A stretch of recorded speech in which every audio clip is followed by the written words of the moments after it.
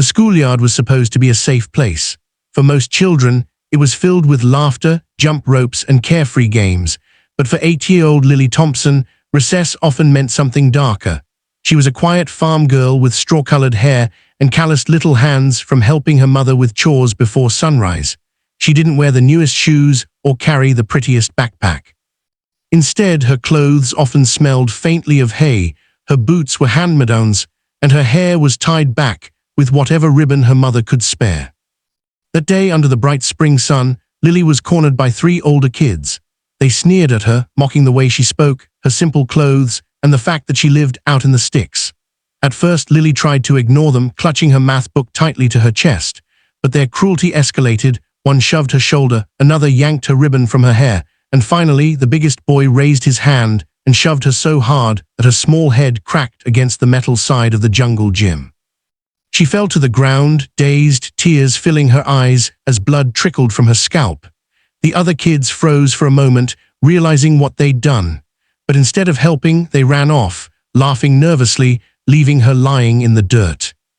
Lily's mother, Sarah Thompson, was at home in the fields when the phone rang. Sarah wasn't just any mother, she was a single parent, a woman who carried the weight of a farm and a child on her back since her husband had died in a tractor accident 3 years earlier. She had built her life on resilience, waking up at dawn, pushing through exhaustion, and teaching Lily to be strong, kind, and unshakable in spirit. When the call came from the school nurse, Sarah's heart stopped. She dropped everything and sped to the school, her boots still muddy from the barn.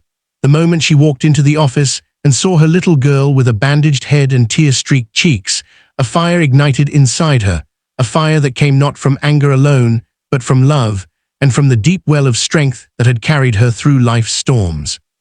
The principal's office felt small and cold as Sarah sat across from him. The principal fumbled with papers, explaining how children can sometimes be unkind and how these things happen. Sarah's jaw tightened. She knew this wasn't just about kids being unkind. This was about cruelty, neglect, and a system too quick to excuse it. "Do you understand what could have happened to my daughter?" Sarah's voice was calm, but each word carried weight like a hammer striking steel. A head injury isn't something you brush off, and this isn't the first time she's come home with bruises or tears. Where were the teachers? Where was the supervision? The principal shifted uncomfortably. We'll look into it." But Sarah wasn't a woman who settled for empty promises. She stood, holding Lily's hand tightly, and said, "You'll do more than look into it. You'll see the strength of a mother who refuses to let this continue." News of the incident spread quickly through their small town. Many parents had known Sarah for years, respected her hard work and quiet dignity. But now they saw another side of her, the unyielding protector, the mother who had faced tragedy and stood unbroken. She called a community meeting, gathering other parents, teachers, and even the local sheriff in the old church hall. With Lily by her side, Sarah stood before them and told the truth. Her voice trembled at first, but grew stronger with every word. "My daughter was bullied to the point of being injured, her head smashed against steel. But this isn't just about her. It's about every child who has been shoved, mocked, or left behind while adults looked away. Enough is enough." One by one, other parents began to share their own stories. Children who had cried in silence, families who had worried but never spoken up. The meeting turned into a movement. Sarah's courage gave them permission to raise their voices. The 3 bullies were eventually confronted, not with vengeance, but with accountability. Their parents were required to sit in the same hall and hear the pain their children had caused. Sarah insisted on compassion alongside justice. "They need to learn," she said, "not just be punished. If they don't understand the weight of what they've done, it will never change."